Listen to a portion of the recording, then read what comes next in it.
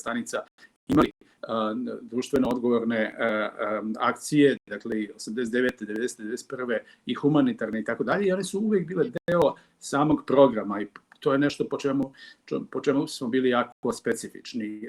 Od samog antiratnog programa i okupljanja antiratnih organizacija oko samog B92 pa do čitavog niza humanitarnih akcija i socijalnih akcija i tako dalje. I kao takav medij razvijali smo se sve negde do posle promjena 5. oktobra, kada je B92 morao da se ozbiljnije razvio kao nacionalni medij i tada već postaje da se primećuje da imamo određenu vrstu slabosti unutar menadžmenta, upravljanja projektima. Dakle, mešali su se projekti koji su vezani za sam medij i samim tim i ciljevi i oni koji se tiču aktivnosti fonda B92, odnosno društveno odgovornih aktivnosti, filantropskih i tako dalje.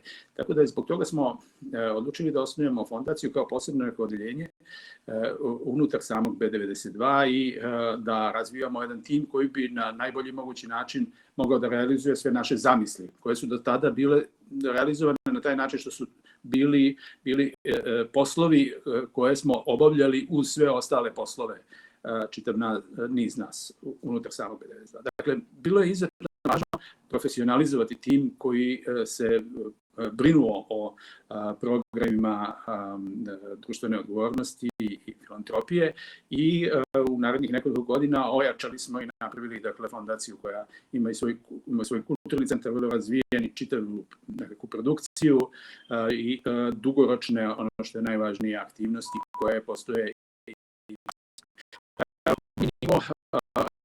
Koji imam je kada se pojavili novi suvlasnici koji nisu imali, odnosno imaju specifičan odnos prema filantropiji i kada su iskazali zanimanje da se od projekata i sredstava koje prikupimo unutar fondacije i ta sredstva dele između vlasnika kompanije medijske.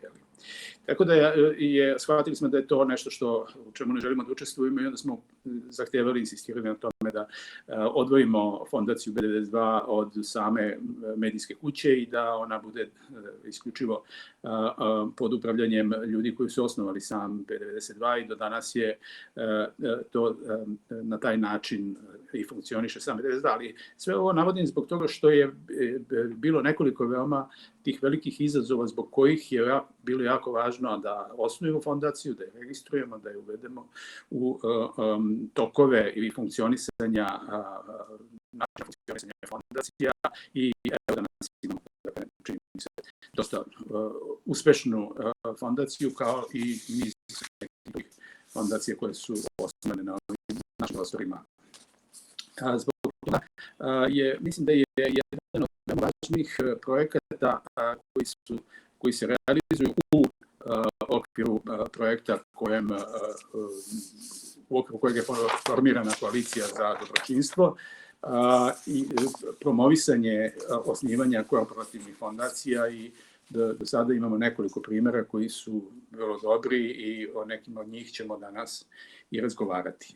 U svakom slučaju, ja bih nastavio sa iskustvima i upravo ovih dana je Hemofar fondacija proslavila 27 godina postojanja, pa evo još jednom čestitamo za ovako zaista veliki jubilej i za sve ono što je Hemofar fondacija uradila do sada i što će tek uraditi.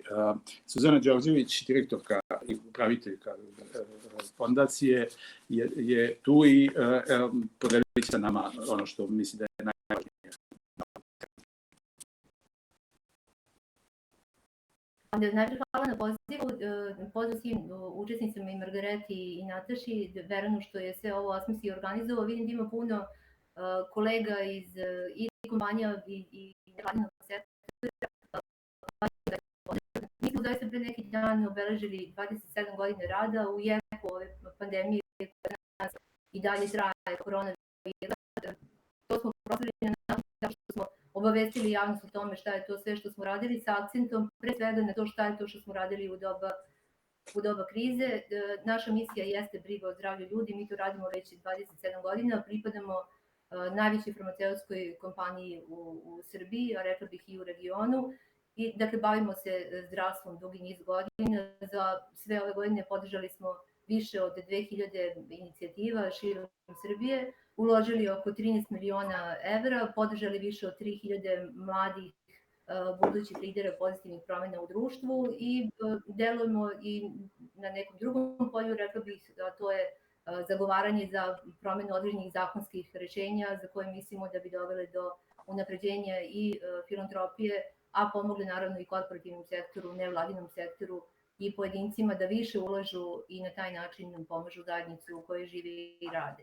Dakle, to bih rekla za početak. Ono što je nama važno, društvena odgovornost, dakle nije nešto što je nastalo pre neki dan, ono je nastalo u prošlom veku i verovatno ovo sve što je Veran govorio, u početku je to zaista bilo tako da se na neki način otkupi savest korporativnog sveta prema, ajde kažem, na neki način svom poslovanju, pa onda kao kad se zarazite dobrotom, onda nastavite to da radite i u 21. veku je zaista nezamislivo i potpuno neodgovorno da nemate društveno odgovorno poslovanje kao segment poslovanja. Mislim da će to u narednih 10 do 20 godina biti na neki način obaveza bilo koje kompanije koja bude želela da zaista bude uspešna kompanija. To će od nas zahtevati i klijenti, ali i akcionari.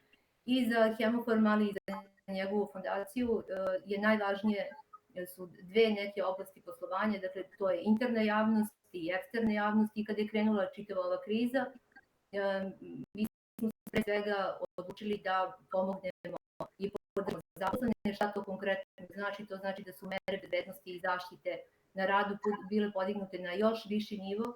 Dakle, pripadamo farmaceutskoj industriji, to je za nas potpuno normalno, ali u jeku pandemije bilo je jako važno da se zaštiti zdravlje ljudi koji rade u kompaniji.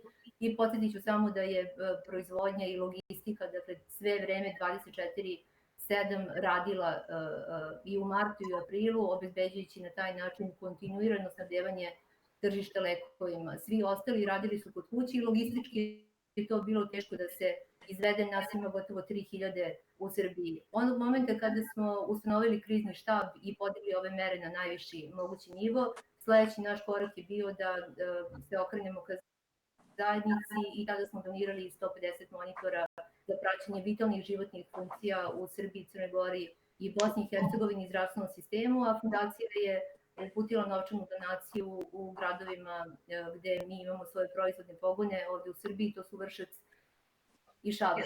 Dakle, za nas je potpuno prirodno da se na ovaj način strateški, dakle to je deo i poslovne strategije i poslovne filozofije Hemofarma i njegove fondacije, da na ovaj način brinemo i o zaposlenima i u zajednici u kojoj živimo i radimo i da nikada ne zaboravimo da zaposleni zapravo jesu deo zajednice. Oni su i komšije i prijatelji, dakle oni žive i rade u okruženju Hemofarma i naša je dužnost i obaveza, dakle, da pre svega brinemo o njima, a onda brinemo i o zajednici u kojoj živimo i radimo.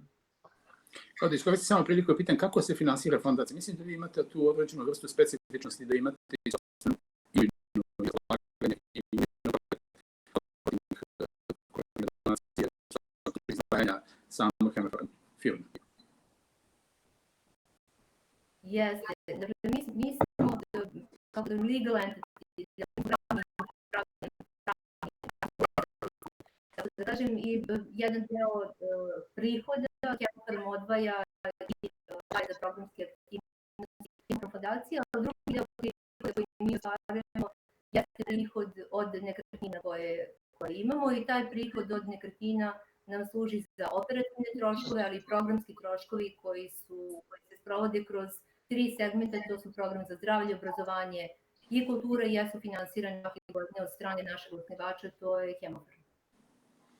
Evo, hvala Suzani. Da čujemo sad iskustvo od mlade fondacije, Elixir fondacije koja je osnovana ove godine, mislim ili krajem prošle godine, ne znam tačno datum. Elixir kao kompanija je poznata kao po svojoj društveno odgovornom angažmanu i u prošloj godini mislim da su donirali zajednici preko 400.000 eura, na primjer. Znam da je samo asfaltiranje ulicu u Krakovu bilo oko 300.000 eura. I održava jednu veoma važnu fondaciju velikim donacijama Humano srce Šapca. Dakle, razvija filantropiju na različite načine i reći o porodičnoj kompaniji, a i opet porodičkom angažmanu u samim fondacijama. Evo, Margareta Musić je direktorka Eliksir fondacije, pa da čujemo njeno iskustvo. Hvala najlepše, ja vas sve pozdravljam iz Šapca, iz Eliksira. Zahvaljujem svim učesnicima ovog našeg današnjeg virtualnog druženja. Čini mi se da smo se sad u ovo vreme epidemije već navikli na ovaj vid druženja i zahvaljujem na tome što ste i danas izdvojili vreme da razmenimo ideje, razmišljanja, nekakve stavove i svoja iskustva. Hvala i Srpskom filantropskom forumu i Forumu za odgovorno poslovanje koji su nas pozvali da budemo deo ovoga i naravno čestitke Hemofarm fondaciji na ovih 27 godina uspešnog rada. Mi smo taman 26,5 godina kod njih kada je u pitanju rad kao fondacija i Eliksir fondacije, kao što je Bernan rekao, jedna od najmlađih članica Srpskog filantropskog foruma, osnovani smo u decembru prošle godine, ali nismo bez iskustva, jer Eliksir fondacija je članica Eliksir grupe, poslovnog sistema, to je domaća kompanija, porodična kompanija, kako je malo čas Bernan rekao, koja se bavi delatnostima bliskim hemijskoj industriji i agrobiznisom, regionalni lider u ovim oblastima i kao što sam rekla, nismo bez iskustva na polju društvene odgovornosti i društvenog aktivizma. Višegodišnje, vrlo plodotvorno iskustvo Eliksir grupe u različitim aktivnostima i podrške različitim projektima koji su imali za cilj osnaživanje lokalnih zajednica iza nas i upravo na temelju tog iskustva se rodila ideja da se osnuje fondacija. Zašto fondacija ako smo već radili na tom polju? Zato što nam se učinilo da je jako važno da planiramo strateški, da delujemo sistematično i da to što radimo zaista ima nekakve dugoročne benefite za celu zajednicu. I iz tih ideja i iz takvih motiva nastala je fondacija, opet polazići od tog nekakvog matičnog odnosa koji je postojao i postoji i danas u našoj kompaniji, u našem celom poslovnom sistemu. Kao što je malo čas Suzana rekla i mi imamo kao osnovnu ideju vodilju to da su ljudi najveći potencijal koji imamo i njima je uvek posvećena posebna pažnja. U poslovnom sistemu Eliksira koji imamo 7 članica je više od 1.500 zaposlenih. I čini mi se da je ovaj protekli period, ova 2 meseca koja svi živimo pod vrlo neobičnim okolnostima, vrlo teškim okolnostima, pokazao punu opravdanost tog poverenja koje smo imali u svoje mogućnosti i u mogućnosti svih svojih zaposlenih. Uspeli smo da sačuvamo zdravlje ljudi, što nam je bilo primarni cilj. Osim toga, uspeli smo da očuvamo i proizvodni proces, radilo se isto kao i u Hemofarmu 24/7 i da očuvamo sva radna mesta. Mislim da je to jako važno i da je to jedna od osnovnih poruka sa kojom izlazimo, sa kojom smo zapravo nastavili rad i u ovo vreme epidemije kada je ukinuto vanredno stanje. Naravno, nismo okrenuti samo zaposlenima, okrenuti smo i zajednicama u kojima poslujemo. Rekla sam da radimo u oblasti hemijske industrije i agrobiznisa, imamo proizvodne kapacitete u Šapcu i u Prahovu, u blizini Negotina, bavimo se proizvodnjom mineralnih đubriva i fosforne kiseline i jedna smo od 6 fabrika fosforne kiseline u Evropi, a kad su u pitanju mineralna đubriva, naš brend je i globalno prepoznatljiv i radimo na tržištima u više od 50 zemalja sveta. Sva ta iskustva koja imamo koriste nam da stvorimo dobro partnerstvo i dobru saradnju sa lokalnim zajednicama u kojima poslujemo. I upravo kako smo malo čas bili u prilici da čujemo od Verana, prošle godine smo bili vrlo posvećeni izgradnji infrastrukture u Prahovu, jer naše aktivnosti planiramo u skladu sa onim što su potrebe lokalnih sredina u kojima radimo, jer mislimo da samo iz te interakcije i dobre saradnje i partnerstva mogu da nastanu dobri projekti. Više od 45 miliona dinara prošle godine uloženo u Šapcu, Prahovu i Negotinu u različite projekte. Nije bilo samo reči o infrastrukturi, u Šapcu smo se bavili zaštitom životne sredine, oko 3 miliona dinara je uloženo u ozelenjavanje, akciju ozelenjavanja grada, ali smo vrlo prisutni u radu fondaciji Humano srce Šapca, na čijim čelu se nalazi Ružica Popović, majka Eliksira, radi ili kupi više od 100 kuća za materijalno ugrožene. Tokom pandemije, animirajući i druge poslovne i privredne subjekte, uspeli smo da podelimo pakete pomoći hrane materijalno ugroženim starijim od 65 godina, tako da sva ta iskustva i ta sinergija koja nastaje između ljudi koji rade u Eliksiru, između zajednice u kojima stvaramo, čini mi se daje dobre rezultate. Možda je ovo dovoljno za početak našeg razgovora, potrudila sam se da kažem te osnovne stvari na koje ste Berane ukazali. Hvala. Koja je razlika u radu sada i pre možda 2 godine kada je reč o angažmanu samog Eliksira, sada sa fondacijom, a onda bez same fondacije? Pa, mislim ovo što sam malo čas rekla, da nam ovo osnivanje fondacije pruža mogućnost da budemo malo sistematičniji na polju svog društvenog angažovanja i društvene odgovornosti, da sagledamo kakvi su rezultati onih aktivnosti koje smo realizovali i da uspostavimo još čvršće veze sa lokalnim zajednicama, prepoznamo njihove potrebe i kreiramo svoje mere i podrške u skladu sa tim potrebama. Da je to možda sistematičnije i možemo strateški da planiramo šta radimo za godinu, 2 ili 5, da su tu prednosti u odnosu na raniji period kada se to radilo uglavnom ad hoc, znate već kada se uputi nekakav apel za pomoć ili slično tome. Tako da mislim da je ovo prednost. Da, u svakom slučaju bilo je previše, iako nikada se ne može reći za količinu pomoći, da je previše impulsivnog reagovanja. I onda kada se ne vodi računa o tome, onda se to pretvori u većim delom u impulsivno reagovanje, a manje strateško. I meni se događa da se nisu mogli sabrati sve aktivnosti koje su učinjene, jer jednostavno činjene su onda kada je trebalo i mi vodi računa o evidentiranju i tako dalje. Dakle,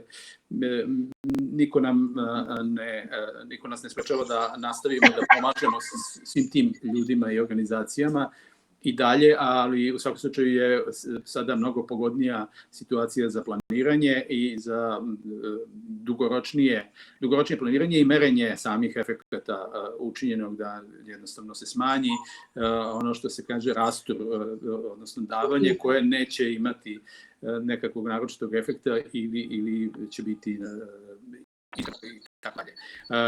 Mi smo u koaliciji za dobročinstvo insistirali jako na tome da i u ovom našem projektu da fondacije, da svi oni koji se bave ovim poslom dođu u jednu situaciju u kojoj će taj rad neće biti oporezivan, neće biti opterećivan različitim nametima, da će biti prepoznat i da će biti prepoznat kao jedan veoma važan kapacitet za razvoj društva, naročito onim oblastima u kojima postoje zaista velike potrebe, od kulture, obrazovanja do zdravstva i tako dalje. I sam projekat za unapređenje okvira za davanja koji pomaže i finansira USAID, i zaista smo izuzetno srećni što smo upravo sa USAID-om u ovom partnerstvu, jer su Sjedinjene Američke Države poznate kao veoma razvijena zemlja kada je reč o filantropiji i ulozi filantropije u razvoju same zemlje. Tako smo uspeli da animiramo i vladu da se formira Savet za filantropiju. Savet za filantropiju radi u nekoliko komiteta, nekoliko radnih grupa i mogli smo da kada gledamo reakcije zvaničnika, predstavnika vlasti, često da uočimo jednu priličnu vrstu pododljivosti prema radu različitih udruženja i fondacija koje se bave filantropijom i kompanija koje se bave društveno odgovornim poslovanjem i tako dalje, u smislu da filantropija i CSR mogu poslužiti između ostalo kao oblik izbjegavanja nekih obaveza, poreskih i tako dalje, neki oblik, uvijek se gleda sa te neke strane, negativne strane, a ne sa pozitivne, i u stvari stalno se dobija nekako utisak da je potrebno određena vrsta licenciranja kada je reč o bavljenju ovim poslom. I kada smo gledali neke različite modele, u Nemačkoj, na primjer, postoje nekakvi modeli koji su na tom nekom tragu, da su neke od organizacija određenim zakonima i određenim pravilnicima oslobođene plaćanja poreza ili na neki drugi način je njihov rad olakšan i sistematizovan. I ovdje očigledno postoji određena vrsta potrebe da se revitalizuje značaj, važnost i pouzdanost i bitnost za jednu zemlju i fondacija i zabinara i udruženja koje se bave svim ovim poslom i radom. I tu nam je jedan veoma onako mukotrpan posao usklađivanja stavova između civilnog sektora, fondacija sa svojim iskustvima predstavnika organa države i bili smo dakle veoma blizu nekog rešavanja upravo ovog pitanja PDV-a, oslobađanja od PDV-a neposredno pre što smo doživjeli ovu krizu sa koronavirusom i mislim da ćemo nastaviti dalje da radimo na tom planu sa tim nekim modelom koji je formiranje kompenzacionog fonda koji bi bio možda prelazno rešenje u nekom periodu koji bi značio dakle, da fondacije i različite udruženja dobijaju povraćaj PDV-a na kraju godine kada podnesu potrebnu dokumentaciju o tome šta su uradili u ovoj oblasti u protekloj godini.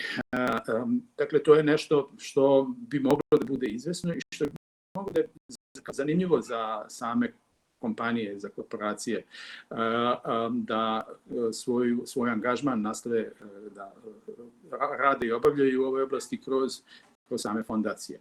Nataša Sarić je iz advokatske kancelarije Živković Samardžić, mada ima i Savović i sad ja ne znam zašto su tamo žene ovako zapostavljene, ima i drugih advokata, dakle sa tim finim prezimenima. I učestvovala si u nekoliko ovih radnih grupa, imaš i svoj uvid i iskustvo i vi ste napravili jednostavne pravilnike i obrasce za osnivanje samih korporativnih fondacija s koje nije potreban nekakav poseban angažman veliki i neka dodatna infrastruktura da bi se osnovala sama fondacija. Pa evo, mislim, kako su tvoja iskustva i iz ovog rada u Savetu za filantropiju i radnim grupama i kada je reč o samim fondacijama, odnosu prema fondacijama. Evo, pozdrav Verane i pozdrav svim učesnicima i želim samo da se zahvalim Istarskom filantropskom forumu i Forumu za odgovorno poslovanje što su nam pružili priliku da ovako i nekoj ozbiljnoj temi napravimo jedan meetup. Advokatska kancelarija Živković Samardžić ima dugogodišnje iskustvo u zastupanju fondacija i zajedno smo sa fondacijom B92 konkretno prošli razne pravne izazove, što se tiče pravne regulative o zadužbinama i fondacijama, udruženjima, znači svim, da kažem, delatnicima organizacije civilnog društva. Takođe, učestvovali smo kao predstavnici koalicije za dobročinstvo u okviru Saveta za filantropiju Vlade Republike Srbije, gde pokušavamo da promenimo zakonodavni okvir koji se odnosi na poreske propise, ali i na propise o bezbednosti hrane, zakona o zadužbinama i fondacijama, zakona o udruženjima, zakona o volontiranju. Znači, faktički menjamo jedan pravni okvir da bi na neki način učinili da filantropska delatnost u Srbiji bude što veća, što jednostavnija i što bolja. Što se tiče nekog našeg iskustva u okviru koalicije za dobročinstvo i u Saveta za filantropiju, moram da kažem da je ovo negde prvi put da je država prepoznala faktički značaj filantropskih aktivnosti, da je negde ranije godinama, kao što je Verani rekao, postojala neki strah i bojazan mešanja vladinog i nevladinog sektora. Sada, mi jesmo za nekih nepunih godinu dana otprilike učinili, da kažem, neke velike iskorake u smislu da smo uspostavili neke komunikacije i sa Poreskom upravom, da je Poreska uprava donela odgovarajuća uputstva za donatore.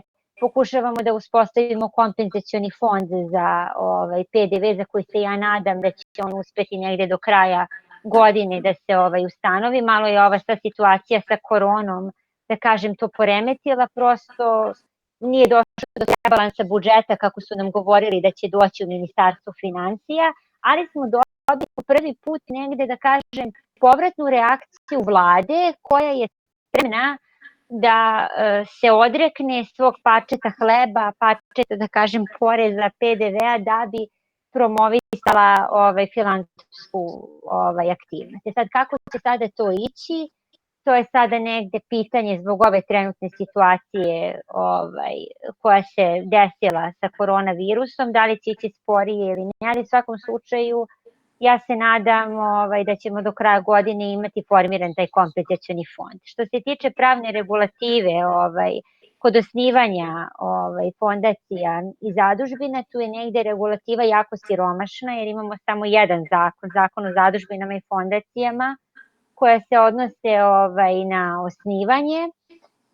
Sam proces osnivanja je relativno jednostavan, postoje i primeri pravnih akata na sajtu Agencije za privredne registre i proces ide relativno brzo, nema tu nekih komplikacija. Mislim da se komplikacije u radu fondacija tek javljaju u momentu kada se fondacija registruje i kada otpočne da obavlja delatnost u smislu šta je dozvoljeno, na koji način može da se finansira ili ne može, kao što smo imali slučaj sa jednom od fondacija, da li sme, ne znam, da se ide u razne investicione fondove, na primjer, ili ne. Mislim da je tu negde regulativa u tom nekom delu nesna, ali što se tiče samog procesa osnivanja i procesa registracije, tu je pravna regulativa izuzetno jasna. Mi smo i napravili određene obrazce, primere akata, korak po korak, kako bi pojedincima koji žele da osnuju fondaciju ili udruženje, zadužbinu, prosto olakšali ceo taj pristup. U svakom slučaju, stojite na raspolaganju svima onima koji budu želeli da dobiju informacije. Naravno se može dobiti od Srpskog filantropskog foruma. Pa evo sad, ovo je za početak. Mislim da je dovoljno nekih informacija da možemo da uključimo i druge učesnike koji su danas sa nama. Evo, izvolite, otvoreno je prostor za pitanja, ali i za debatu i za sopstveno iskustvo.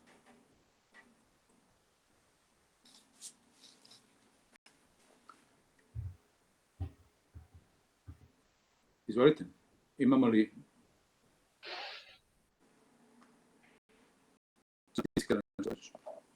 Nisam htjela ništa nego sam se obavestila ko je sve od prisutnih tu i znam da su određene kompanije takođe danas prisutne. Ja bih stvarno voljela da i oni podele neka svoje iskustva i način funkcionisanja. Mislim da onima koji razmišljaju o tome da osnuju fondaciju, to stvarno može da bude značajno.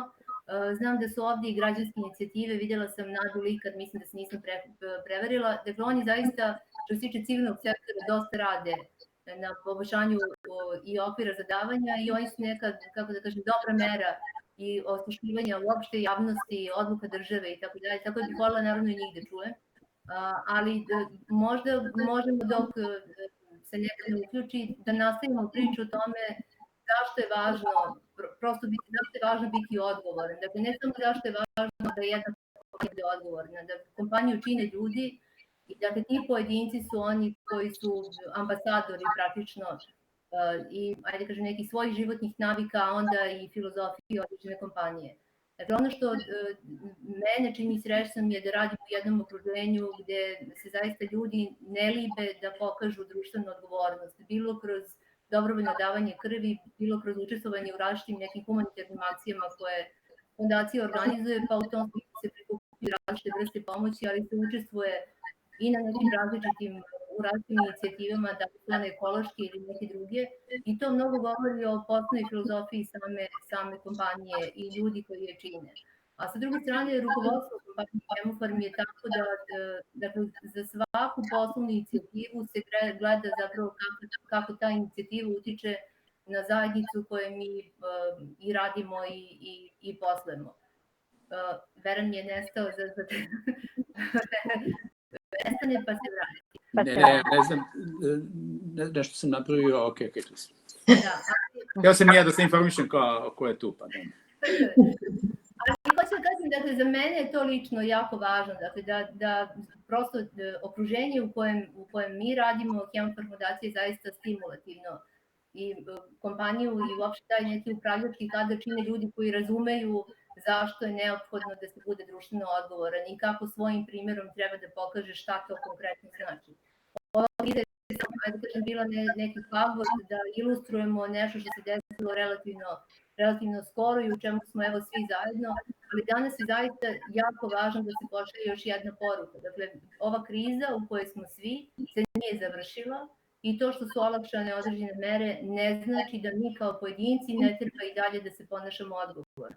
A to znači da maske, rukavice moraju da se nose, distanca mora da se drži i oko toga uopšte nema pregovora za naredni period. Verovatno će to tako biti, pretpostavljam, i do kraja godine i meni je bilo užasno važno da to kažem sve do momenta dok se ne bude pronašla vakcina i kada budemo dobili tu vakcinu moći ćemo da se ponašamo onako kako smo se ponašali pre koronavirusa.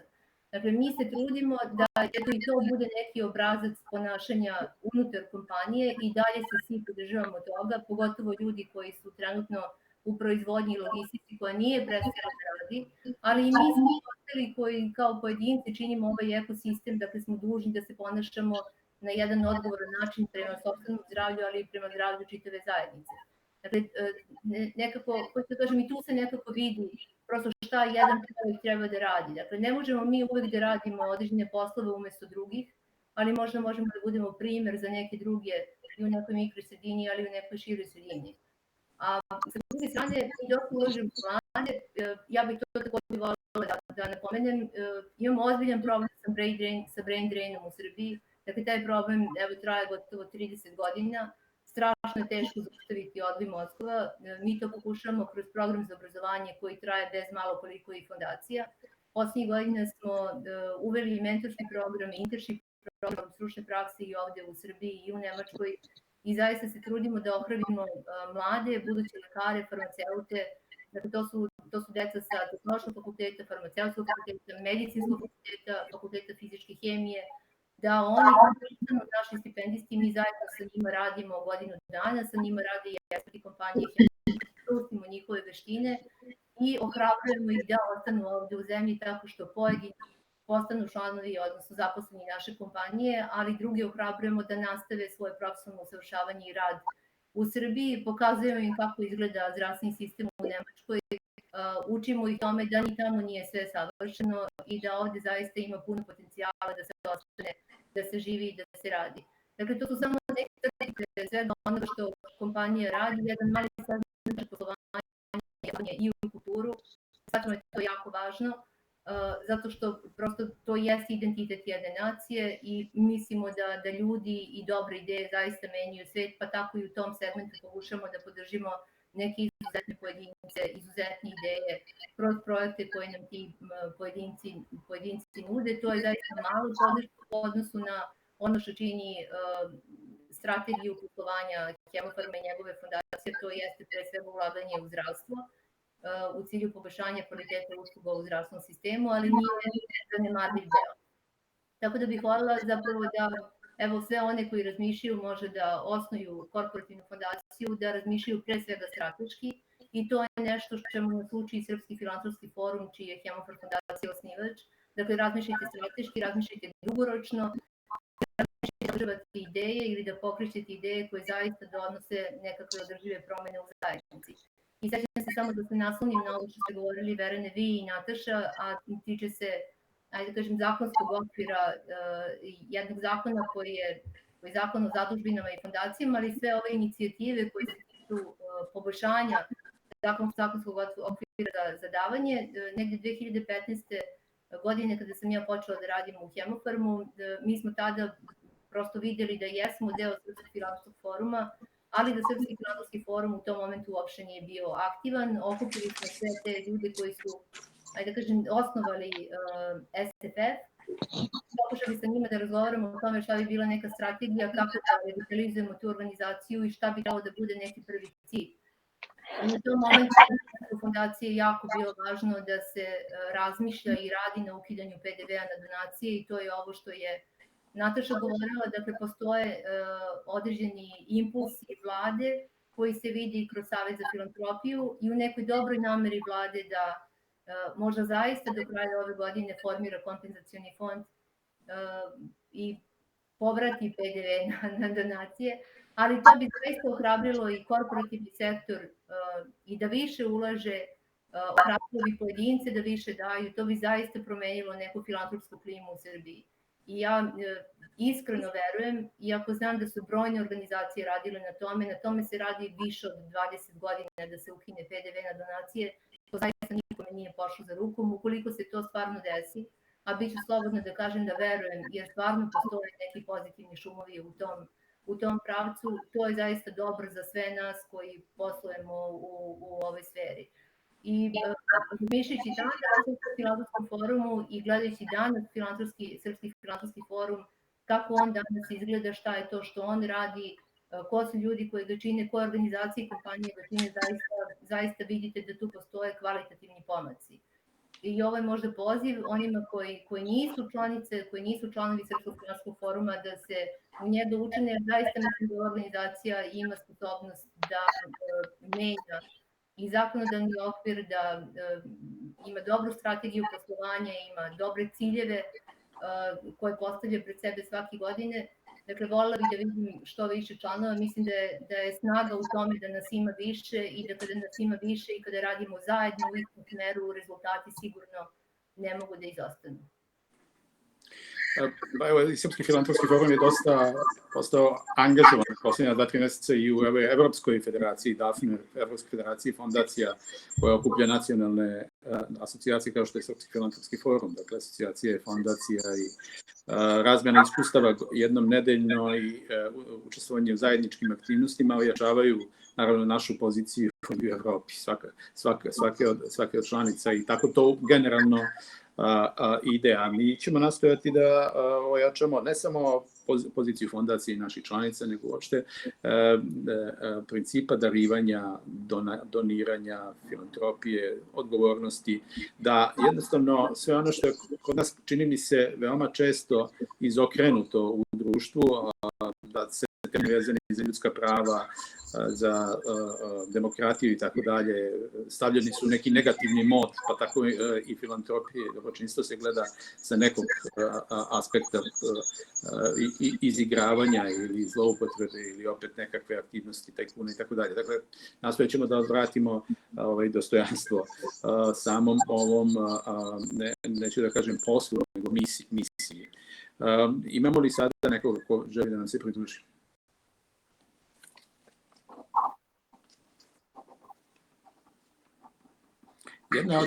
Jedna od mladih ekipa koja ima, sa kojima stalno imamo dobro iskustvo i predstavljaju praktično neku određenu novu generaciju, novi način razmišljanja, su zaposleni i vođstvo samo i vlasnici Nordeus kompanije. Ja mislim, Miloš, ako je Miloš tu da nam se pridruži, njihovo iskustvo je divno. Veoma često od samih zaposlenih dolazi impuls, inicijativa ka društveno odgovornim aktivnostima i s jedne strane, s druge strane, oni sami nastoje da na širem planu se udružuju sa svojim kapacitetima, sa nekim drugim organizacijama i sada smo imali izuzetno dobru saradnju i sa Srpski filantropski forum Nordeus i UNICEF kada je reč o razmeni informacija o tome šta je neophodno, šta je važno, šta se može nabaviti. Kad govorimo o fondacijama, govorimo o tome praktično o nekoj vrsti organizovanosti da se dobije maksimum informacija, maksimum mogućnosti i mogućnosti za zajednički angažman, za osnaživanje, dakle, međusobno. Miloš, jesi tu? Tu sam. Možeš nešto da nam kažeš o tome? Da, ne znam, iz nekog razloga ne mogu da upalim kameru, ali ćao svima, hvala vam što ste nam ispričali vaše priče. Pa, suštinski, ja nekako, mi smo sad tu u nekoj fazi gde razmišljamo, pošto smo pokrenuli prošle godine Nordeus Hub, koji je kao prostor za pomaganje startupima, game startupima i odatle su sve većina naših inicijativa koje sad imamo krenulo ka zajednici, razmišljamo o pokretanju nekog pravnog tela, šta će to da bude, da li će to da bude fondacija ili udruženje građana ili šta već. I iz tog razloga je meni baš interesantna ova diskusija koju imamo ovde. Nekako ja smatram da je važno da se mi svi udružimo i da probamo da Naravno, svaka kompanija ima svoje različite ciljeve i za koje se zalaži različit impact koji hoće da napravi u zajednici, ali mislim da je važno da kroz organizacije radimo na nekim zajedničkim većim inicijativama i to mislim da je nešto bez čega nećemo moći da napravimo velike promene i nešto bez čega nećemo moći da pomeramo planine, već svako u svoj u nekom svom okviru da radi određene stvari. Tako da ja nekako uvek gledam koje su to stvari koje možemo da radimo zajedno, koje su to stvari koje možemo da povežemo i mislim da nam to fali, ali da lagano stvara klima koja će nam pomoći da te stvari radimo drugačije i bolje. I ono što isto mislim da, i to kad pričam o organizacijama, to uvek volim da i organizacijama koje se bave u stvari okupljenjem kao Srpski filantropski forum, kao CSR forum, u stvari i organizacije jasno znaju šta hoće sa svojim članovima da rade i koje su to u stvari strateške stvari gde hoće da svoje članove usmere i da tu energiju svojih članova i članica usmere negde. Ali kad sam se već uključio, ja bih volio da iskoristim priliku da vas pitam, pošto mi sad razmatramo koje su to, da kažem, opcije, koje je pravno lice u stvari da pokrenemo pravno, ne znam kako bih ga nazvao, šta je u stvari to što, strateško usmerenje je jedna stvar i njega možemo da imamo i bez fondacije, u smislu da mi možemo jasno da imamo strateški i postavljene stvari koje želimo da uradimo u zajednici i da razumemo na koji način, da merimo impact, mislim prosto jeste samo da kažem za nijedanske, ali sve to može da se uradi. Šta je to u stvari što mi organizacijama možemo da dobijemo pokretanjem fondacije? Vrlo konkretno, u pravnom kontekstu, kontekstu nekih drugih stvari, šta Nordeus može da dobije pokretanjem organizacije odnosno fondacije što nema sada kao kompanija, a da nisu te neke stvari koje kao, strategija, usmerenje, saradnje, učlanjivanje organizacije i ostalo. Pa mogu pa pre svega zato što kada se fondacija osnuje, vi postajete faktički pravno lice i samim tim možete da zaključujete ugovore o donaciji, sve ugovore o besteretnim nekim davanjima, možete da sprovodite akcije, što ne možete da radite kao kompanija, odnosno možete da radite vi to i kao kompanija, ali prosto to bi vas ekonomski više koštalo nego što bi vas koštalo da ste fondacija. Primera radi, na primjer, ukoliko skupljate dobijete neka besteretna davanja, na primjer neku novčanu pomoć, donaciju ili slično, vi na primjer na to imate pravo na poresko oslobođenje u smislu zakona o porezima na imovinu, a kao kompanija na to nemate pravo. Takođe, bili biste negde prepoznati, ponovo nije sa pravne strane, ali jeste deo pravnog prometa, u smislu bili biste prepoznati kao pravno lice koje se bavi opšte korisnom delatnošću, što ponovo vi kao kompanija ne možete da imate s obzirom da kompanija je osnovana za lukrativni cilj, znači da stiče dobit, a fondacija, udruženje, zadužbina, znači sve ove organizacije civilnog društva, to su nedobitne organizacije čiji su ciljevi usmereni na opšte korisne ciljeve. I sada zakon tamo definiše zaštita ljudskih prava, zdravstvene usluge, borba protiv korupcije i slično. Tako da biste vi definitivno više dobili kada biste osnovali svoju korporativnu fondaciju u pravnom smislu nego što biste to dobili da te akcije sprovodite kao kompanija. Kao fondacija biste mogli da aplicirate između ostalog i kod različitih međunarodnih fondova za udruživanje sredstava i samim tim pojačavanje sopstvene aktivnosti. I mogli biste da aplicirate naravno i kod naših nacionalnih institucija koje se bave podrškom određenim projektima, što ne biste sigurno mogli kao kompanija. Na jednoj strani kao kompanija imate poresko oslobađanje, odnosno mogućnost da 5% od vaših prihoda na kraju definišete kao rashod ako je potrošen za dobrotvorne aktivnosti, filantropske. Kada je reč o samoj fondaciji, mi se nadamo da će to biti moguće, da će odnosno biti moguće oslobađanje PDV uskoro, odnosno povraćaj PDV-a, i tako da će sama količina sredstava kojima fondacija raspolaže, odnosno kojima će raspolagati, biti uvećana i samim tim i sam impakt naravno na projekte kojima se bavite. To je nekoliko ideja, ali mislim da je najvažnije da ćete sigurno moći da povećate svoju snagu i vaš hub koji ste osnovali sigurno će zahtevati i dodatnih sredstava, ne samo onih sredstava koje kompanija može da izdvoji, jer sam siguran da ćete i tu imati puno uspeha kao što imate u ovom osnovnom biznisu, i samim tim neće biti dovoljno. Mislim da se prati razvoj toga i samo nekim sredstvima koje vi izdvajate, a za to postoji sigurno jako puno sredstava na tržištu. Da, pa to je bio neki razlog, mislim, ka razmišljanju šta sad, kako dalje da nastavimo, jer očekujemo mi da će u stvari da se otvori tako neka potreba. Hvala Nataša. Hvala. Naši partneri su Forum za odgovorno poslovanje, pa možda neko da se uključi sa iskustvima članica Foruma za odgovorno poslovanje. Ima jako puno dobrih kompanija koje se bave CSR-om i društvenom odgovornošću vrlo uspešno, bilo kroz direktno ili kroz neke sopstvene korporativne fondacije.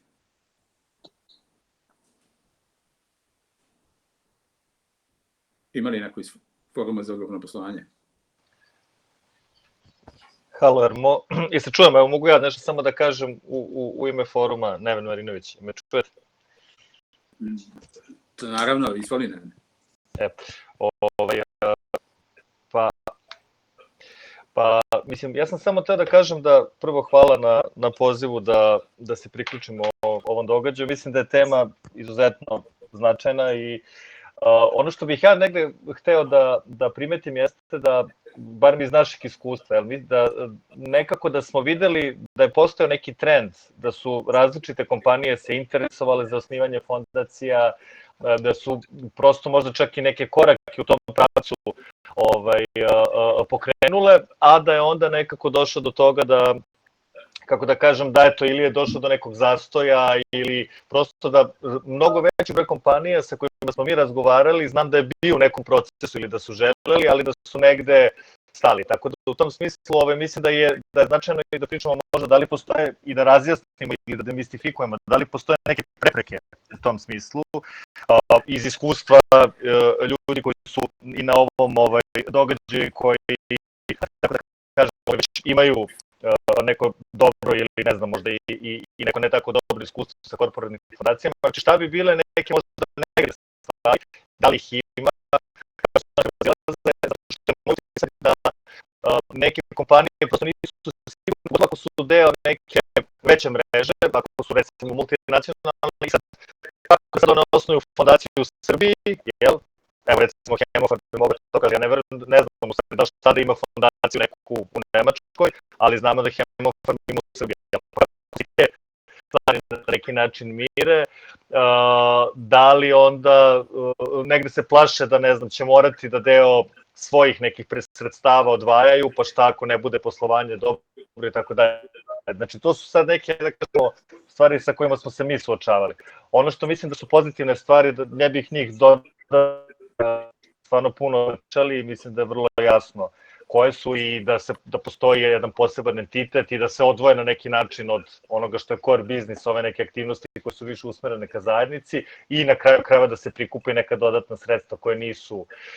Znači, moje samo pitanje za vas je s jedne strane, da li vidite neke izazove u odvajanju fondacije od korporativnog entiteta s jedne strane, i s druge strane, da li postoji neki, ajde tako da kažemo, pošto je to bilo pitanje koje smo dobijali od dosta kompanija, da li sad ti moraš da budeš kompanija određene veličine sa određenim, kako kažem, visinom prihoda da bi imalo smisla osnivati korporativnu fondaciju? Eto, toliko, pa... Evo, Nataša se javila. Pa da, ja sam samo htjela, samo što se tiče samo prepreka sa pravne strane, samo da kažem da tu prepreka apsolutno nikakvih nema. Zato što fondacija je bila ona korporativna, bila ona smo da kažem negde obična fondacija osnovana od strane fizičkih lica, ne od strane pravnog lica, je zaseban pravni entitet koji stiče pravni subjektivitet upisom u registar zadužbina i fondacija pri APR-u. Znači ona je samostalni pravni subjekt koji preuzima samostalne pravne obaveze i ona ni na koji način ne zavisi od svog osnivača. Ona je vezana za svog osnivača, konkretno pravno lice, kompaniju koja je osniva, samo u smislu zakona o privrednim društvima i zakona o porezu na dobit pravnih lica, u smislu ako dođe do nekih transakcija među njima, pa dođe do nekih transfernih cena, da ne ulazim dalje. Znači oni su samo u tom smislu povezane. Ali ja ne vidim nikakvu pravnu prepreku da postoji na neki način neka zabrana, sem naravno ukoliko na nivou grupacije oni moraju od svoje matice iz inostranstva da traže saglasnost za osnivanje ovde. Što se tiče srpskih propisa, apsolutno ne postoji nikakva prepreka. Zato što ta fondacija, korporativna fondacija, ona će samostalno preuzimati prava i obaveze u pravnom prometu, ona može da bude finansirana od strane poslovnog doprinosa svoje korporacije, svog osnivača, da on preusmerava određena finansijska sredstva ka njoj, ali takođe ona može i sama da stiče imovinu i da stiče ta sredstva kao i neka obična fondacija. Ona čak ne mora ni da dobije ni trunku finansijskih sredstava od svoje korporacije. To je samo mogućnost, nije zakonska obaveza.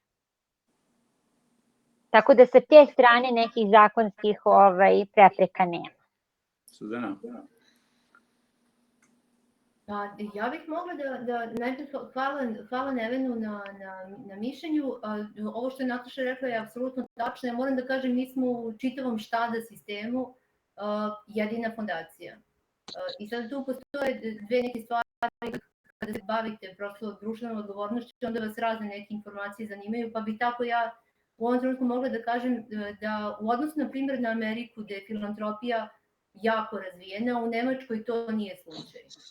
Ali Štada je prepoznala fondaciju, podržava fondaciju Hemofarm, dakle i mi zajedno sa Hemofarmom i sa Štadom sprovodimo to što se zove misija Hemofarm fondacije i određene projekte i inicijative. Da smo jedini u okviru sistema, zaista jesmo, ali ja moram da kažem da društvena odgovornost Hemofarma nije počela sa Hemofarm fondacijom. Hemofarm će 1. juna napuniti 60 godina uspešnog rada u Srbiji i dakle 60 godina je društvena odgovornost praktično strategija poslovanja našeg osnivača. Kada je reč o Hemofarm fondaciji, sve ovo što je Nataša govorila jeste apsolutno tačno. S tim što bih ja voljela da dam još jedan ugao. Šta je možda nesreća korporativnih fondacija? U ovom delu o kojem je govorila Nataša, to da vi jeste u mogućnosti da aplicirate za određena sredstva i projekte, ali vas ta druga strana uvek doživljava kao deo korporacije. I iako ste vi legal entity, vi jeste deo korporacije, u ovom slučaju Hemofarm fondacija je deo farmaceutske industrije i tu sada odmah dodatno idu neka mišljenja, pa to su oni sigurno imaju novca, pa šta će sad njima da apliciraju za određene projekte i za sredstva i tako dalje.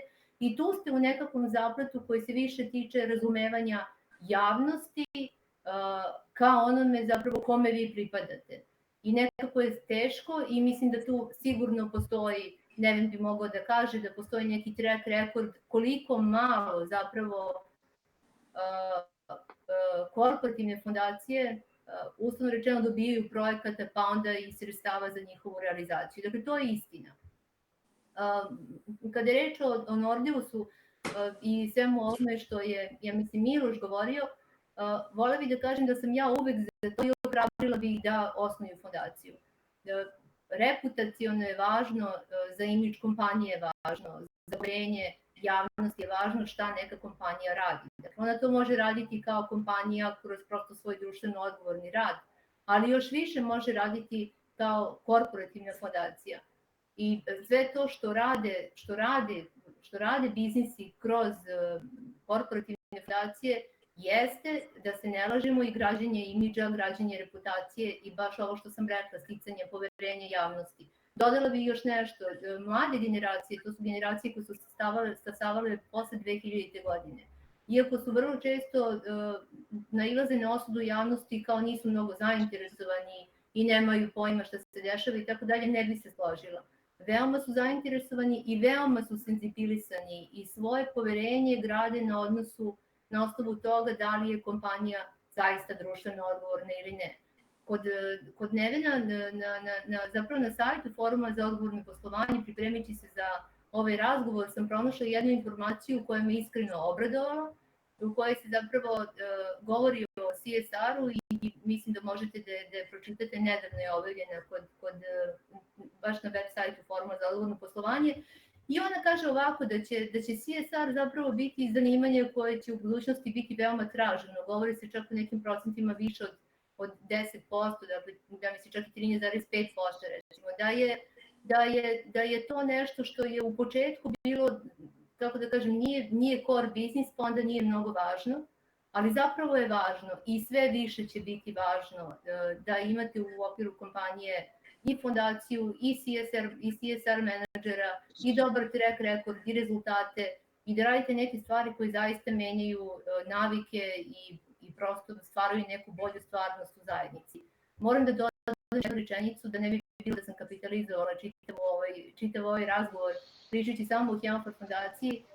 Mi smo mogli da radimo samo lepe stvari i obično kažu da korporativne fondacije to jeste lepo lice kompanije, međutim mi se nikada nismo libili da radimo stvari koje nisu mnogo popularne i pojedine kampanje i inicijative koje smo pokretali, pogotovo kampanja koja se bavila temom doniranja i transplantacije organa, nije bila prihvaćena od strane javnosti na prvu loptu. Mislim da nije ni danas. Ako mogu samo da se nadovežem, ako nema niko drugi isto bez namere da nešto monopolizujem, ali mi u forumu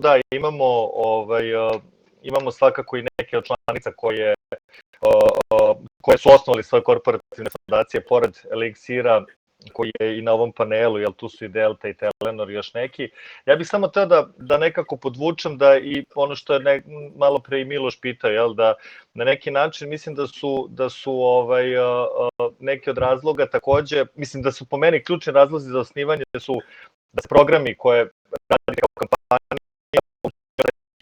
da taj koji pravi, ajde sad ne znam kako da tu reč lepše prevedem, bude jasniji i merljiviji, i u tom smislu takođe treba pomenuti i ovo što je Veran pričao, znači napore i naše koalicije da se na neki način i regulativa promeni, zato što ono što smo mi videli, a kolege neki će to još mnogo bolje znati, da u nekim zemljama gde postoje mehanizmi za otpis poreskih, recimo kao što je Slovačka konkretno, gde možete da 1% svoje preoporezovanih prihoda prosto da donirate bez ikakvih komplikacija. Znači, to je stvorilo, ajde tako da kažem, jedan ogroman podsticaj s jedne strane i kompanijama i pravnim subjektima, ali i pojedincima da doniraju neprofitnim i humanitarnim organizacijama, ali s druge strane jedan podsticaj kompanijama da, zato što vi ako pogledate 1 do 2% na nivou neke ozbiljne kompanije, to uopšte nisu male pare, da onda u stvari formiraju svoje korporativne fondacije da bi upravljali tim sredstvima na jedan, kako bih rekao, strateški način, i mislim da je i to jedna od tema kojima trebamo zajednički da se bavimo i bavit ćemo se, nadam se, u budućnosti, ali kako da stvorimo poreski sistem koji bi takođe bio podsticajan da kompanije, kao kažem, mogu lakše da ta sredstva odvoje i da budu na neki način stimulisana da onda samim tim prave, to jest osnivaju ove posebne entitete kroz koje bi razvijali bilo posebne svoje projekte, bilo investirali dalje u zajednicu. Eto, toliko, neću više obećam. Hvala, Neven. Ja bih samo dodao još da zaista nema nikakvog pravila kolika kompanija treba da bude da bi imalo smisla da osnuje fondaciju. Zaista ima srednje i veliko preduzeće, svi su reči o ideji i reči o posvećenosti i svaka pomoć ima svoje neko određeno mesto koliki god da je obim u pitanju.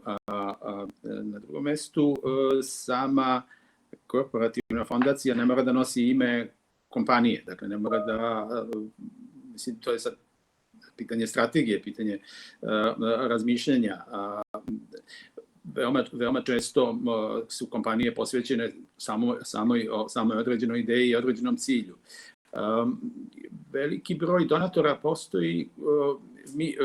Kada pogledamo sada, na primjer, američku scenu iz tog nekog, doba prvobitne akumulacije kapitala, kada su se bogatili oni koji danas imaju izuzetno bogate fondacije, njihova imena. Dakle, pogledamo 18. i 19. vek.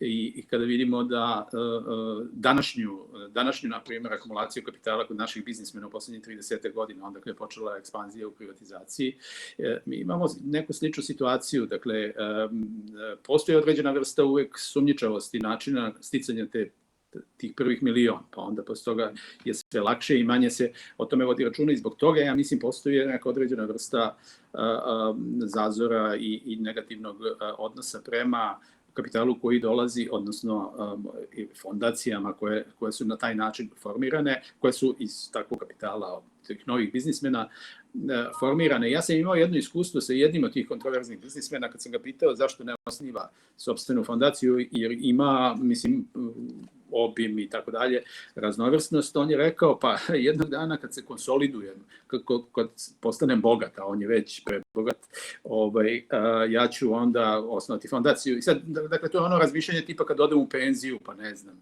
šta znam, ne budem imao čime da se bavim, dam nekom drugom da se bavi kompanijom. Ali ja mislim da postoji određena vrsta ovog zazora od toga da će to proizvesti takođe jednu određenu vrstu ne pozitivnog efekta, nego opet neku određenu vrstu negativnog efekta, upravo zbog toga što živimo u tom periodu, dakle, da tako kažemo, i prvobitne akumulacije kapitala. Dakle, kada je reč o međunarodnim kompanijama, one već imaju određenu vrstu kilometraže nekog određenog vremenskog perioda koji su prošli. I tu imamo veoma različitih iskustava. Imamo iskustvo sa, na primjer, Microsoftom koji ima izuzetno senzibiliran odnos prema društvenoj odgovornosti i kada je reč o pojedincima, zaposlenima i kada je reč o menadžmentu, i imaju takođe jednu određenu vrstu odnosa anonimnog doniranja, dakle bez nekog sa insistiranjem na tome da to budu anonimne donacije. U isto vreme imamo fondaciju Billa i Melinda Gates, koja je na neki način osnovana od strane kapitala koji potiče i samog Microsofta, i mislim da sam Microsoft je jedan od velikih donatora fondacije Billa i Melinda Gates, za fondacija koja je svojom reputacijom uspela da privuče druge filantrope i kojima zaveštavaju čitava bogatstva, neki među prvi 20 ili 30 najbogatijih ljudi na svetu. I zaista sama fondacija tom reputacijom, odnosno onim što je učinjeno i što čini i što tek strateški planira da čini u budućnosti sa tim akumuliranim već kapitalom kojim raspolaže sama fondacija, je nešto što ne možemo tek tako odvojiti i od same kompanije, dakle same korporacije, odakle na neki način nastala. Dakle, mislim, imamo jako puno prostora za različite načine osnivanja fondacije, različite ciljeve i tako dalje. Samo nekako je jako važno odčepiti sve te mogućnosti i ponuditi svima onima koji imaju na neki način i senzibilitet i koji mogu da pronađu koje sada možda ne vide u samom osnivanju fondacije ili nekih drugih fondacija i udruženja, ili mnogo većeg angažmana na pomaganju neke od organizacija koje prepoznaju kao najvidniju kredibilnu fondaciju ili organizaciju koja može realizovati one ciljeve koji ciljevi društvenog odgovornosti same kompanije i korporacije. Dakle, umjesto da imamo to jedno, kako bih rekao, otvaranje prostora, otvaranje horizonta, mi ga stalno nekako imamo utisak sužavamo. Mislim, u političkom smislu i u tom regulativnom smislu. Zbog toga su tolike naše tantalove muke i same koalicije za dobročinstvo da ubedimo u nešto što je evidentno, u nešto što već postoji i što bi bilo samim preslikavanjem i modifikovanjem sigurno veliki doprinos razvoju ovog društva. Mi u poslednjih 2 meseca imamo jako puno opet nekih veoma dobrih primjera zbog čega je važno i zbog čega će tek biti važno, jer mi se sad opet nalazimo i u ovoj godini kada gledamo kratkoročno na jednoj prekretnici. I same fondacije i korporacije su dosta truda uložile i energije i sredstava u ovom, evo, nije ni 6 meseci prošlo ni pola godine, a čekaju nas veoma ozbiljni izazovi kada su reči o socijalni izazovi, naravno i zdravstveni i tako dalje, a da ne govorimo o tome da je došlo do potpunog gotovo potiskivanja kulture, potiskivanja brige o tome da li ćemo imati pravovremene informacije, brige o tome da li ćemo imati efikasnu zaštitu ljudskih prava. Nekako kapacitet institucija i organizacija se topi i gubi i zaista su izazovi za ovakvu vrstu angažmana veoma veliki tek pred nama. Tako da jako je važno da nastavimo da istrajavamo na tome da ono što smo počeli da radimo sa Savjetom za filantropiju dovršimo i tu muku sa, na primjer, oslobađanjem hrane od PDV-a i sa olakšavanjem uslova za doniranje hrane, mi zaista iz ovih proteklih nekoliko meseci možemo izvući jako puno dobrih argumenata. Ali nekako argumenti se odbijaju kao što je bio slučaj i sada sa PDV-om. Dakle, doneta je odluka da se oslobode organizacije koje doniraju svoje proizvode i to samo državi ili oni koji distribuiraju određene proizvode i tako dalje. Opet neka vrsta segregacije, diskriminacije prema cilju, prema primaocu same donacije i tako dalje. Dakle, nešto što zaista nema nikakvog osnova, a reč je o tome da se stavljaju argumenti koji su lako rešivi. Pitanje poreske kontrole, pitanje bilo kakve kontrole od strane države je veoma jednostavno i meni je drago što smo sad kroz ovaj zajednički rad sa poreskom upravom uspeli da pronađemo nekakav ključ razumevanja. Dakle, bilo je u startu, dakle i ranije, potpuno drugačije razumevanje misija fondacija dobrotvornog sektora i same uloge poreske uprave sada kada su upoznali način rada i funkcionisanje, postoji određena vrsta razumevanja i razmišljanja o tome na koji način i poreska uprava i poreski sistem i taj fiskalni sistem upotrebiti na pozitivan način, a ne samo sa tim ograničavajućim, kontrolnim i optužujućim, ili osumnjičenim unapred. Tako da, puno je opet izazova pred nama i naravno uvek su ti izbori koji prave diskontinuitet u političkom i bilo kakvom drugom angažmanu, ali jako je važno da je formirana koalicija, da ona koalicija za dobročinstvo, da je ona nekako na dugi rok pozicionirana i da niko od nas neće odustati od onoga što smo postavili kao naše ciljeve. Da čujemo druge građanske inicijative, što kažu, ajde, već su prozivani. Mislim, važne su nam građanske inicijative, pa... Samo bih ja rekla da je Nada koja je tu, ja vidim da je Nada tu, onda bi se rado uključila, ali Nada ima malu bebu i onda nije trenutno baš zgodno, tako da u ovom trenutku... Može beba da se uključi. Da, biti za beba. To je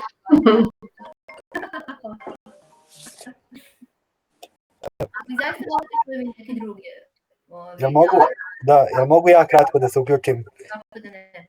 Željko ovdje iz fondacije, velika zahvalnost svima što smo se danas okupili i još jednom čestitke Hemofarmu na 27. rođendanu, posebno Suzani i Mileni i posebno na ogromnim uspesima.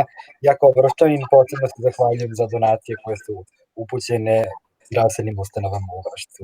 Ja bih hteo da pitam Margaretu i Suzanu u kojoj meri da kažem, Hemofarm i Eliksir grupa koriste ovo uputstvo za ostvarivanje poreskih olakšica koje smo izdali i takođe bih hteo da uputim, da kažem, jednu informaciju ka svima, tu je koleginica Milica iz Smart kolektiva.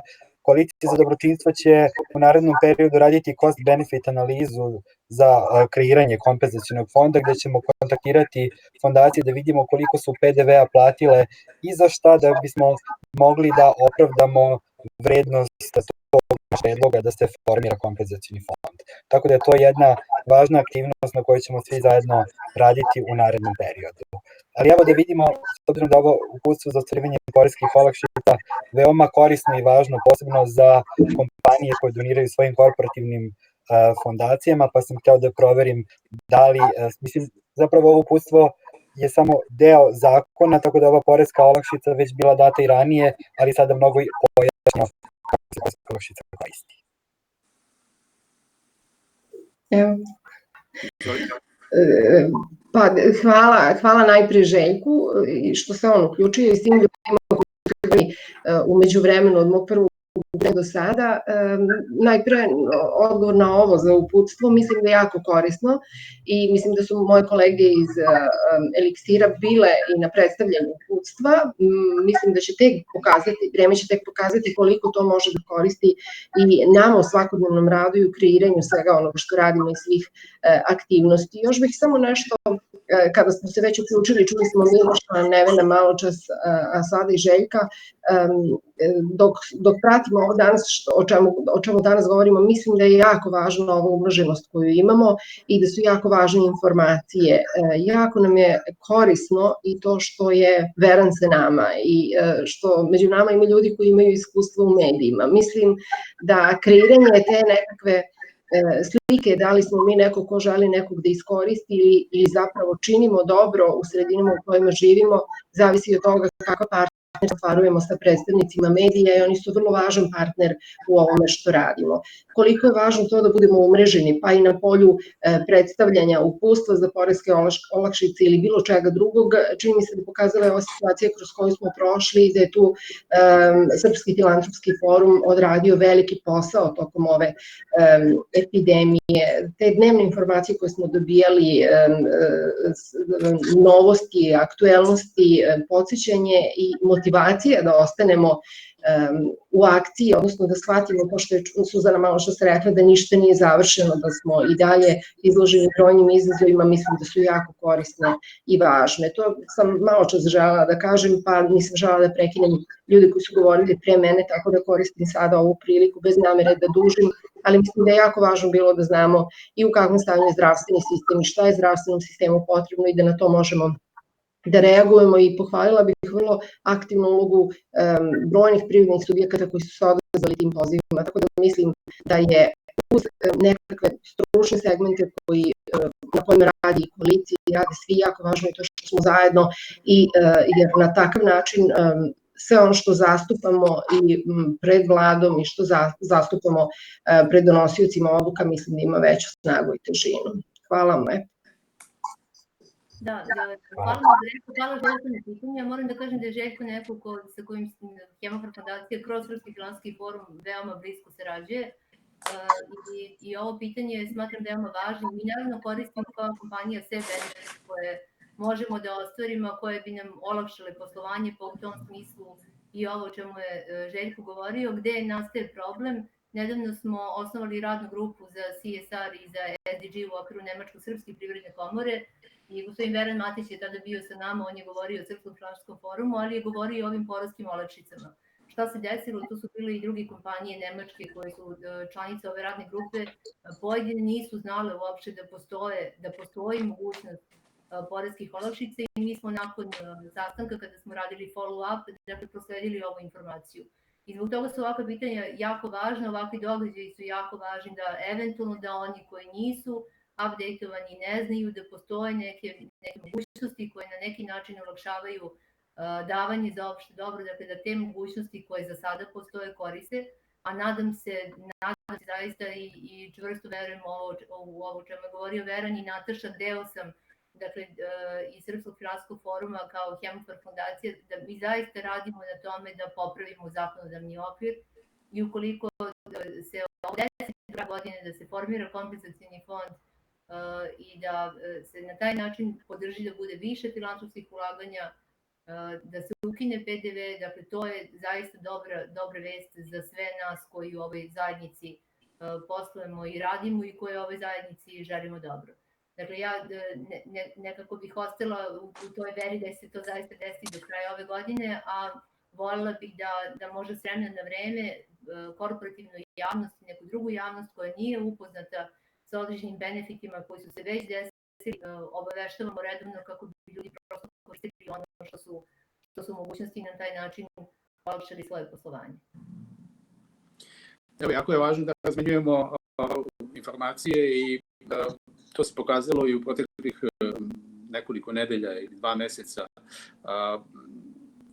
Ono što moramo da menjamo, to je ta opšta kultura, naravno i mediji tome moraju da doprinesu. Veoma često se nalazi u situaciji koju imamo i danas. Danas kaže država, mi ćemo da pomognemo privredi i sa nekim subvencijama. A onda sledećeg dana pozove deo te privrede da odbije da uzme subvencije.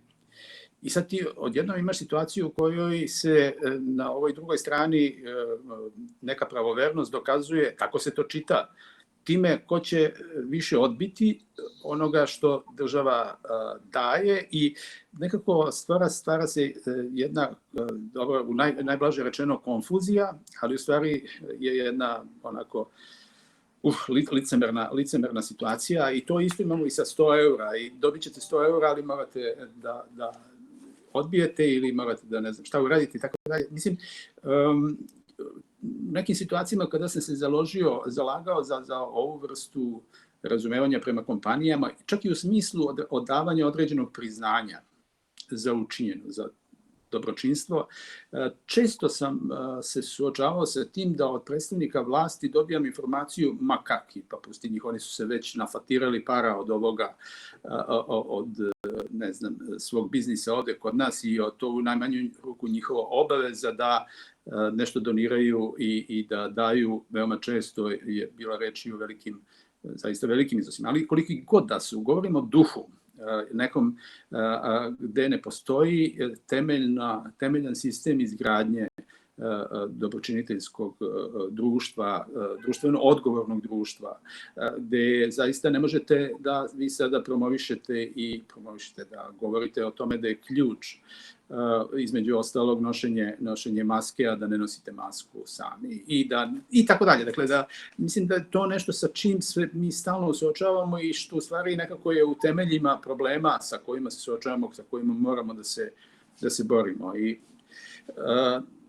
naravno, sužava nam se prostor i taj medijski prostor u kojem funkcionišemo i delujemo, sve manjeg obima, sve manje ljudi, potencijala. Ne znam, jedna redakcija pokušava da se proširi sada, pa ne može da nađe, naravno, novinari su svi otišli prema nekim PR-ovima ili nekim korporacijama i tako dalje, nekim projektima međunarodnim. Tako da je to nešto što su sve veoma ozbiljni problemi. Mi u koaliciji za dobročinstvo želimo da promovišemo novinare koji pišu između ostalog i o filantropskom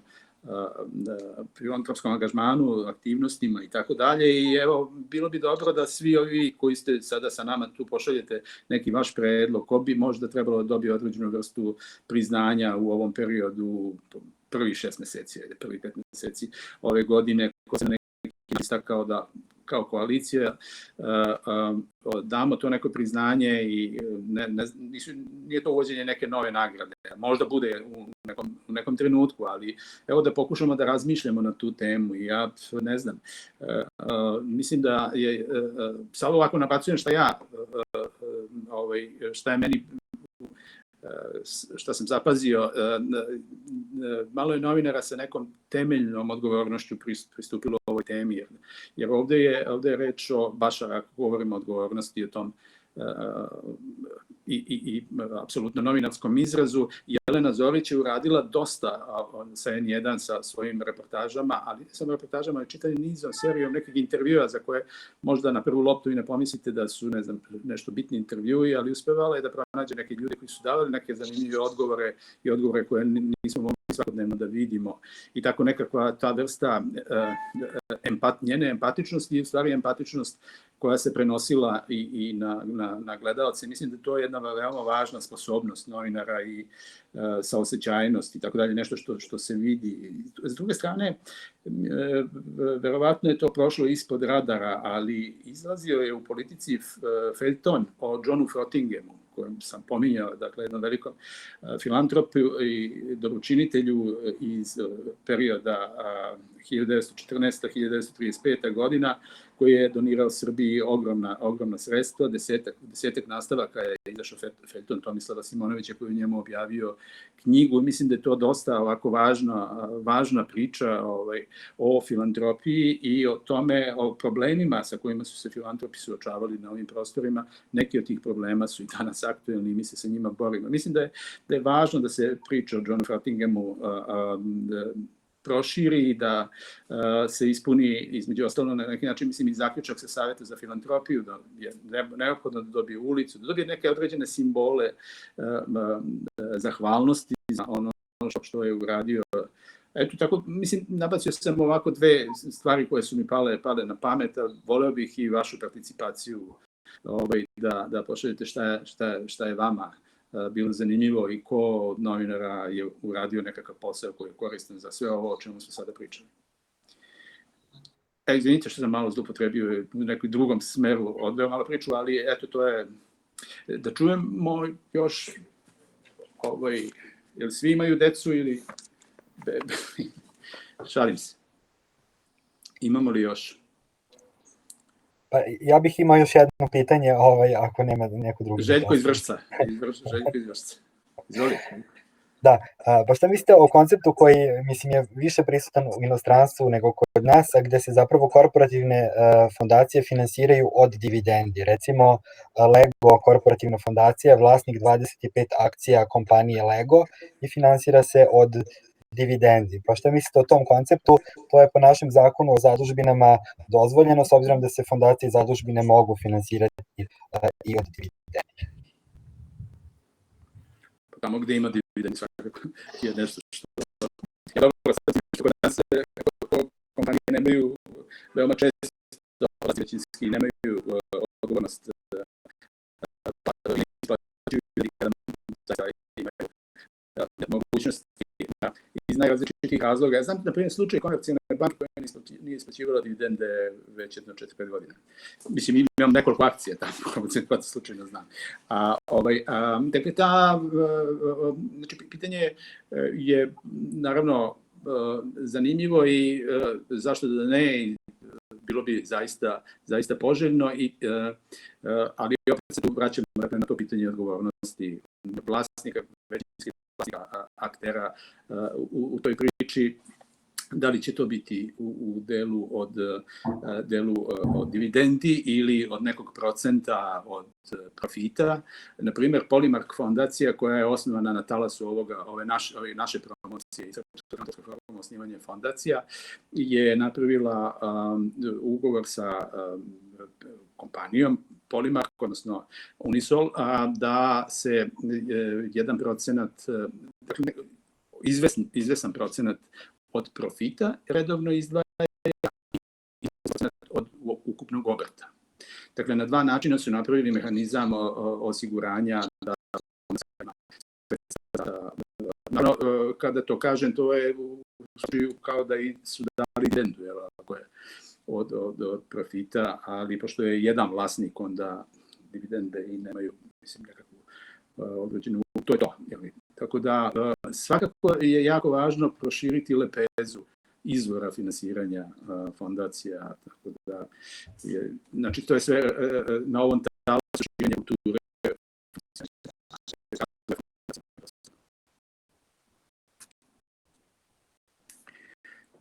Jesmo li iscrpli teme danas? Sat i po je vremena prošlo, tog i rekao kaj si je prošao. Zahvaljujem se svima na današnjem učešću. Nadam se da je to bilo korisno. Meni jeste u svakom slučaju i zaista mi je bilo i zanimljivo. Tako da hvala panelistima, njema i svima vama koji ste bili sa nama danas. Hvala.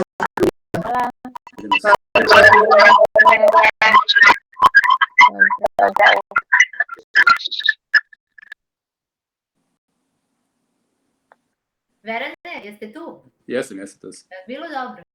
Super bilo. Pa kažem, stvarno bilo mi zanimljivo.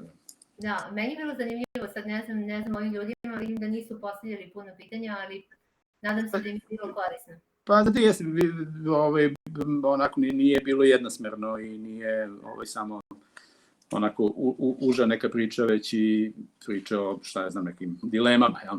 Da. Ali zaista mi smo ovde u ovoj zemlji u svakom sektoru, u svakoj oblasti suzili debatu i priču na najmanju moguću meru.